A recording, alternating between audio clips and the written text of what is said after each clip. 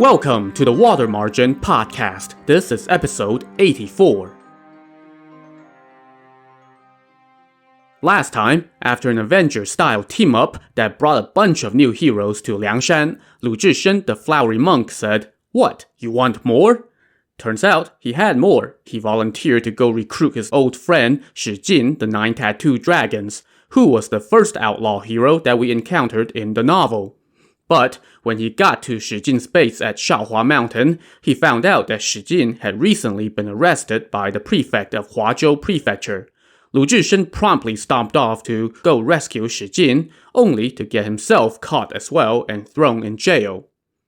News of Lu Zhishen's mishap soon made its way back to Shaohua Mountain. Wusong the pilgrim, who had accompanied Lu Zhishen there, was panicking at the news when suddenly word came that another chieftain from Liangshan had arrived at the mountain.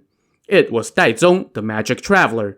Wusong and the three local chieftains quickly welcomed him and told him what happened. "I cannot stay here then," Daizong said with alarm. "I must rush back to Liangshan and tell our leaders so they can mobilize an army and mount a rescue." "In that case, I will stay here and wait for your return," Wusong said. So Daizong ate a quick meal and immediately started back. After 3 days, he arrived back at Liangshan and filled in the leaders Chao Gai and Song Jiang. "Since we have two brothers in danger, how can we not do anything?" Song Jiang said. "We must not delay. Let's mobilize our forces and set out in 3 columns. So, he sent 5 top-notch warriors to lead the vanguard. These were Huarong the archer, Qinming the fiery thunderbolt, Lin Chong the pantherhead, Yang Zhi the blue-faced beast, and the newcomer Hu Yanzhuo. They set out with 1,000 armored cavalry and 2,000 infantry. Song Jiang and the strategist Wu Yong led the main army with 4 other chieftains and 2,000 troops. 5 other chieftains led 2,000 more men in the rear, guarding the provisions. This army of 7,000 soon arrived at Shaohua Mountain, and the chieftains there, led by Zhu Wu, the resourceful strategist, came down to pay their respects. At the welcome banquet, Song Jiang asked for an update. Zhu Wu told him that Shi Jin and Lu Zhishen were both in prison in Huazhou Prefecture, and the prefect was waiting for orders from the imperial court about what to do with them. "Huazhou has strong walls and deep moats," Zhu Wu then told them. "It would be hard to sack the city in a hurry. The only way is to have somebody on the inside." Wu Yong said, "Let's go take a look, and then discuss how to proceed." Song Jiang was on pins and needles, pining for morning so they could go scout the city. Wu Yong told him, "Right now they have 2 tigers in their prison, so how can the city's defenses not be on high alert? We cannot go scouting during the day. Tonight, the moon will be bright. We can head down the mountain around 5 p.m. and wait until 7 p.m., and then go check out the city." After a seeming eternity, evening finally approached. Song Jiang and Wu Yong, along with the chieftains Huarong the archer, Qinming the fiery thunderbolt, and Zhu Tong, the lord of the beautiful beard, arrived outside Huazhou Prefecture around 7. They found a high vantage point and looked down into the city. It was the middle of the 2nd month, and the moon was shining brightly on a clear night. In this moonlight, they saw that the city had numerous gates, sturdy and tall walls, and deep and wide moats. They also took note of the Hua Mountain in the distance. This Hua Mountain is one of the 5 great mountains of China, and has long held religious significance. It was a truly majestic mountain. But, at the moment, Song Jiang was in no mood for sightseeing. His concern was the city in front of the mountain, which looked impenetrable. "Let's go back to camp and then discuss it," Wu Yong said, noting Song Jiang's long face. Song Jiang's frown remained stuck on his face after they returned to Shaohua Mountain, so Wu Yong suggested that they send out some lackeys to gather intel from near and far as they planned their next move. Within a couple days, this intelligence dragnet paid off. One of the lackeys reported back that the emperor had dispatched a marshal from the Council of Imperial Defense to offer incense on Hua Mountain. Aside from burning incense, this marshal was bringing a set of special imperial golden bells to be hung at the temple on the mountain. "Brother, no need to worry now," Wu Yong immediately said to Song Jiang. This is our opportunity. He then summoned the naval chieftains Li Jun, the river dragon, and Zhang Shun, the white streak in the waves, and gave them some instructions. But we don't know the geography around here. We need a guide, Li Jun said after receiving his directions. One of the Shaohua mountain chieftains, Yang Chun, the white flower serpent, immediately volunteered, so he set out with Li Jun and Zhang Shun right away. The next day, Song Jiang, Wu Yong, and 6 other chieftains went down the mountain with 500 men and stealthily approached a crossing point in the nearby Wei River. Waiting there for them were the 3 chieftains who had set out the day before. They had commandeered a dozen or so large boats. Wu Yong now gave out more instructions, and everybody snapped to.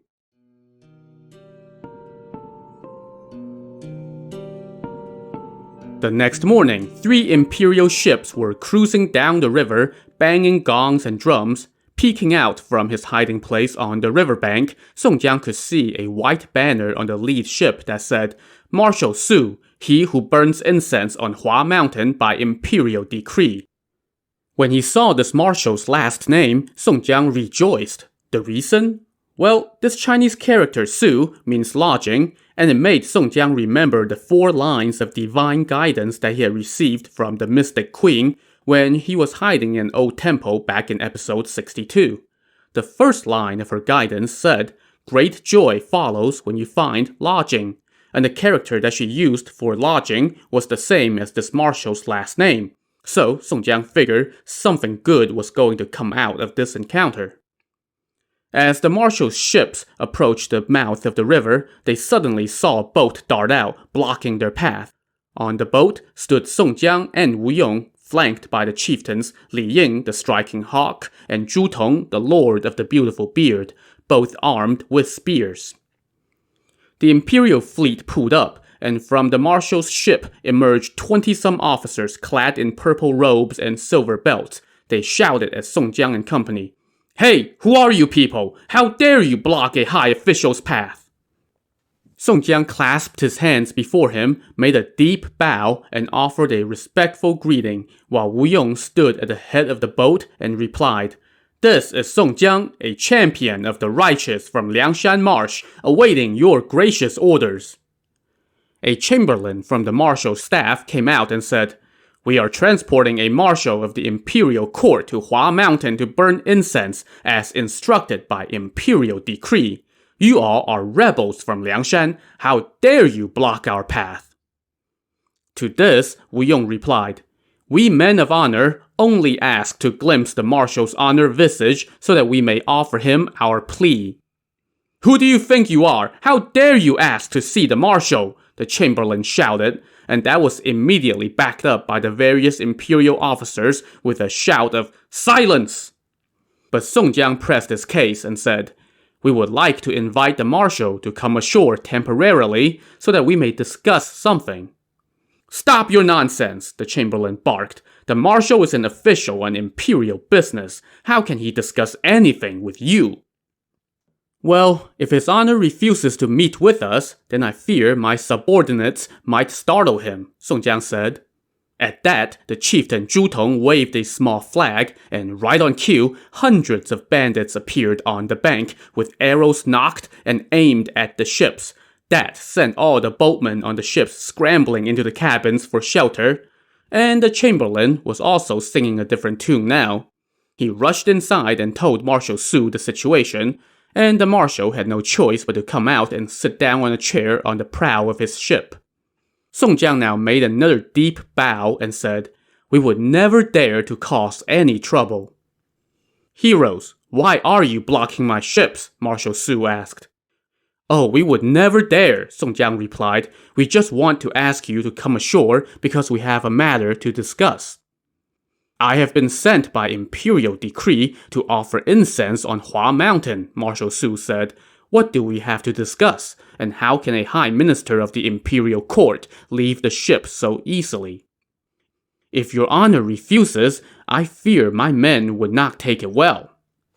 As Song Jiang finished that sentence, Li Ying, the striking hawk, pointed with his spear, and the chieftains Li Jun, Zhang Shun, and Yang Chun rode out from hiding and approached the imperial ships. Before Marshal Su could even panic, Li Jun, the river dragon, and Zhang Shun, the white streak in the waves, had leaped onto his ship with shimmering daggers. And before anyone could react, they had already grabbed 2 of the marshal's officers and chucked them into the water.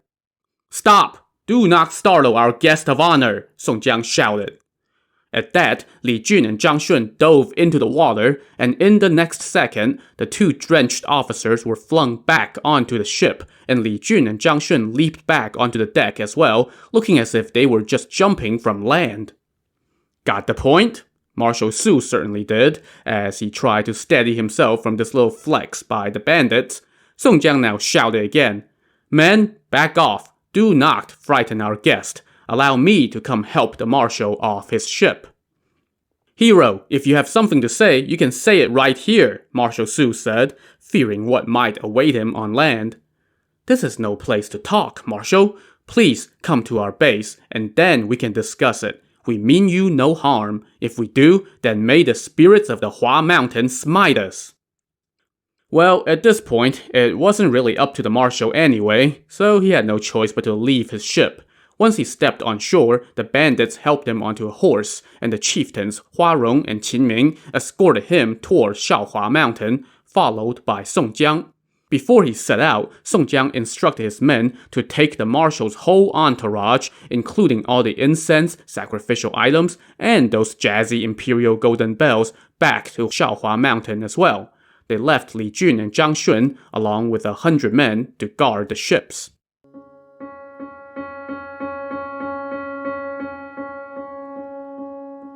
Once the bandits returned to their base on Shaohua Mountain, Song Jiang asked Marshal Su to sit down in the middle of the Hall of Honor, while the chieftains lined up on 2 sides. Song Jiang then dropped to his knees, kowtowed 4 times to the marshal, and said, "I was a minor official in Yuncheng County. Because I got into legal trouble, I had no choice but to become an outlaw and seek temporary refuge at Liangshan Marsh. I have been waiting for the court to grant me amnesty so that I may serve the country. Right now, I have 2 brothers who have been unjustly imprisoned by Prefect He of Huazhou Prefecture. I would like to ask you to lend me your incense, sacrificial items, and the imperial golden bells so that I may deceive the prefect and save my brothers. Once the mission is accomplished, I will return everything to you. We will not do you any harm. I hope you will consent to it." "But if you use my stuff and this comes out later, it will be trouble for me," Marshal Su said. "When you get back to the capital, just blame everything on me," Song Jiang said. Which, yeah, I think the marshal was going to do that anyway. In any case, Marshal Su knew that Song Jiang was just asking nicely, and that this really wasn't up for debate. I mean, just look at all these other guys standing around. So, Marshal Su agreed, and Song Jiang threw a feast and personally offered him a toast to thank him.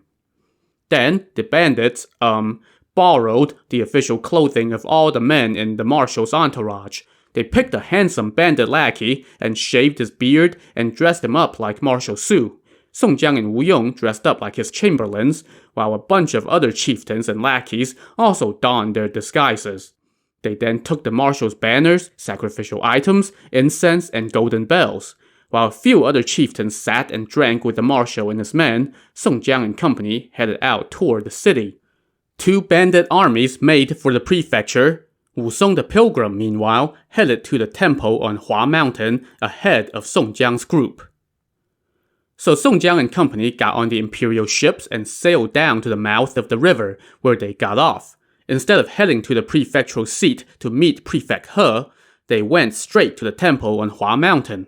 Daizong, the magic traveler, in disguise, went on ahead to tell the folks at the temple that a VIP was coming, so they all came out to the bank of the river to welcome this marshal from the imperial court. The clerics carried all the sacrificial items to the temple, with the imperial golden bells leading the way. The abbot now approached the ships to pay his respects to the marshal, but one of the chamberlains, aka Wu Yong, said, "The marshal fell ill on the way. Bring a sedan chair for him." So the men from the temple brought over a sedan chair, helped the marshal into it, and carried him all the way to the guest hall in the temple. Wu Yong now said to the abbot, "We have come with an imperial decree to burn incense and hang up a set of golden bells to offer homage to the gods. Why isn't the local prefect here to welcome the marshal?" "Oh, we have already dispatched a messenger. The prefect should be here soon," the abbot said. Just then, a gaggle of about 70 people showed up, all carrying wine and fruits for the marshal. This was the local welcome wagon's vanguard, led by the public prosecutor, and the prefect would soon follow. Now, the Liangshan bandits may have picked a lackey who looked like the marshal to take his place, but this lackey could not speak, because he would have a totally different accent, not to mention the fact that he would not know the appropriate language that a high minister should use. That's why they claimed that he was sick, and he just sat on a couch, wrapped in a quilt. Still, the welcome wagon was fooled, since they saw that this group had all the authentic imperial gear. The fake Chamberlain Wu Yong now led the public prosecutor into the temple, where he stood at a distance and offered his respects to the marshal. The marshal said nothing, and instead just gestured with his hand.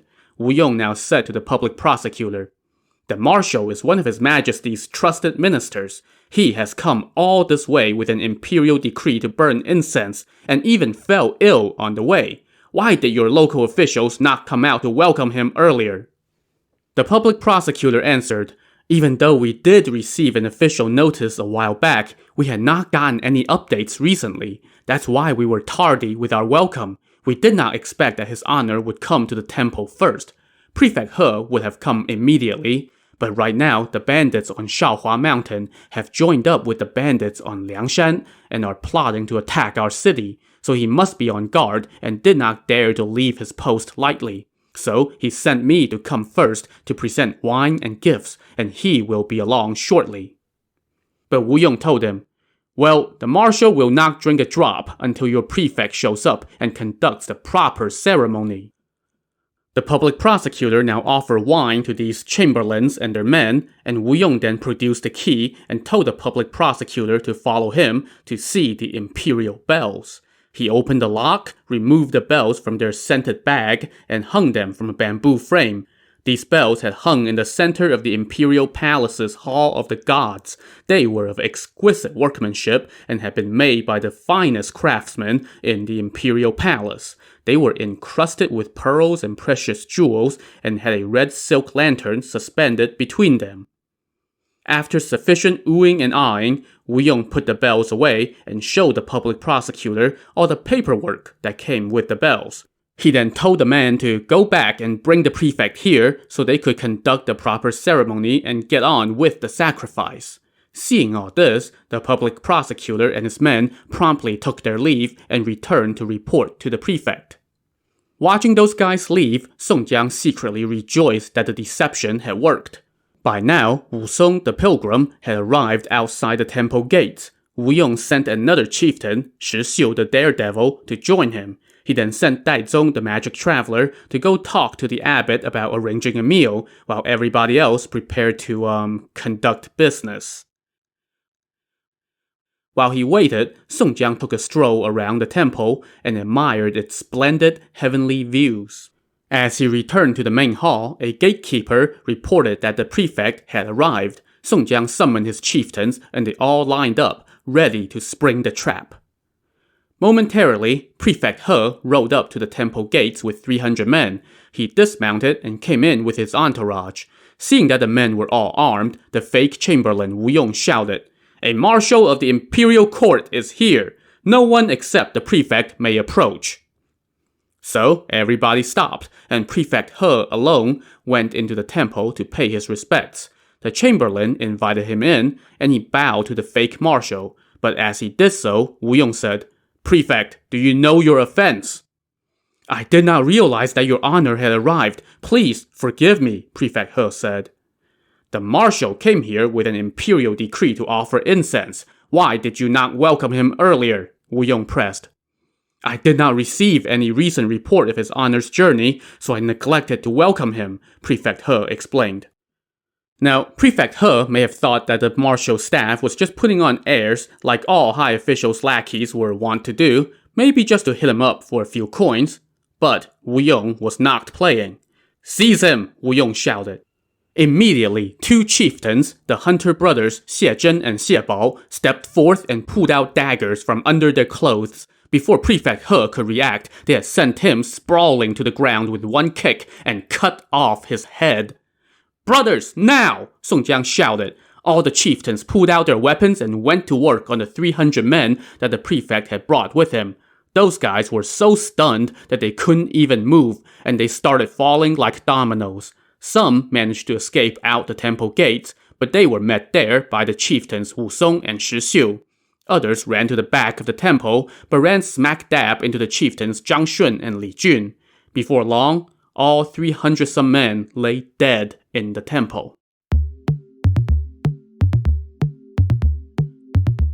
Song Jiang now ordered his men to quickly pack up all the imperial gear and return to their ships. They then sailed on to the city. By the time they approached Huazhou Prefecture, they saw that it was on fire. So, I guess the two armies that had gone to attack the city did their job. Song Jiang and company now joined the melee, and they stormed into the prison and rescued Shi Jin and Lu Zhishen. They then emptied the city's storehouses and took everything back to their ships. Once they returned to Shaohua Mountain, they thanked Marshal Su for his, assistance.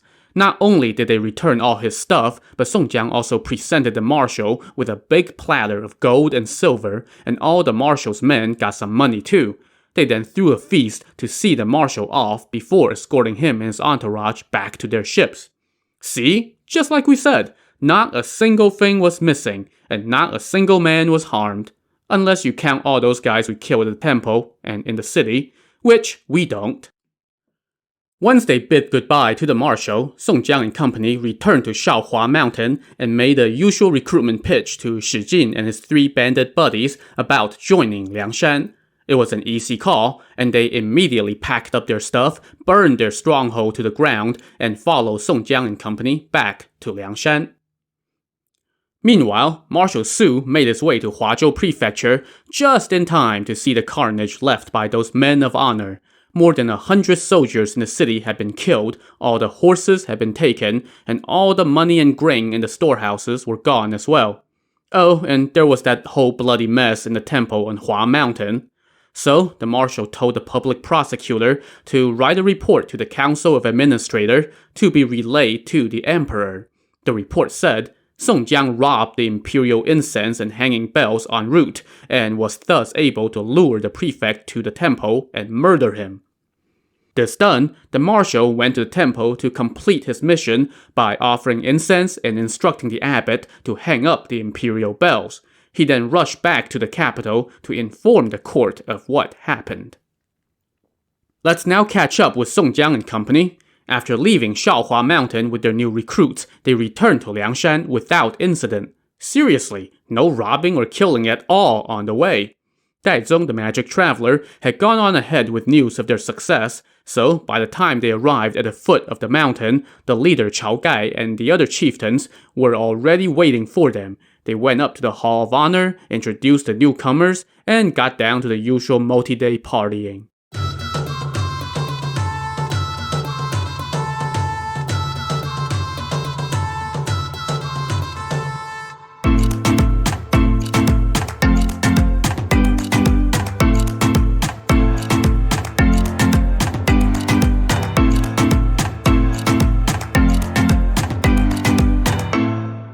One day, they suddenly got intel from the chieftain Zhu Gui, who was running recon, that somebody somewhere was talking smack about us. So, apparently, in nearby Xuzhou Prefecture, there was a Mangdang mountain, and a group of bandits had recently taken up residence there. They totaled about 3,000 men. Their leader was named Fan Rui, and he was a Taoist priest who was adept at controlling the weather and deploying troops, calling himself the Demon King of Chaos. That nickname takes its roots from a Buddhist term that refers to someone who wreaks havoc on others, essentially meaning the devil incarnate. Below this Fan Rui were 2 other chieftains. One was named Xiang Chong, with the moniker the 8-armed Ne Zha. Now, Ne Zha is a deity in Chinese folk religions. He was a skilled warrior, and one of his powers was that he could sprout 8 arms, which really comes in handy in a fight. The Xiangchong wielded a shield in one hand with 24 throwing knives attached, and he could hit a man at 100 paces with those knives and never missed. In his other hand, he wielded an iron javelin. The other chieftain was named Li Gun, with the nickname the Sky-Soaring Great Sage. That nickname is a reference to the Monkey King in one of the other great classic Chinese novels, The Journey to the West. Basically, the Monkey King was nearly invincible, with an ego to match his powers, so he gave himself the lofty title of Great Sage equal to heaven. So basically, all 3 of these chieftains made up nicknames based on religious characters. And just to round out the symmetry, this Li Gun's weapons of choice mirrored his comrade Xiangchong's. In one hand, he wielded a shield with 24 darts, with which he could also hit a target at 100 paces without fail. In his other hand, he wielded a sharp sword. So far, these 3 guys sounded like they would fit right in with the rest of the gang on Liangshan. So what's the problem? Well, the problem was that they did not want to be part of the gang. In fact, having grown tired of robbing and pillaging in their own neck of the woods, they were now talking about coming to Liangshan and taking over the base. And they were apparently talking about this so loudly that the Liangshan spy network had picked it up. To see how our heroes will respond to these upstarts, tune in to the next episode of the Water Margin podcast. Also on the next episode, our heroes get wind of even more disrespect. So join us next time. Thanks for listening.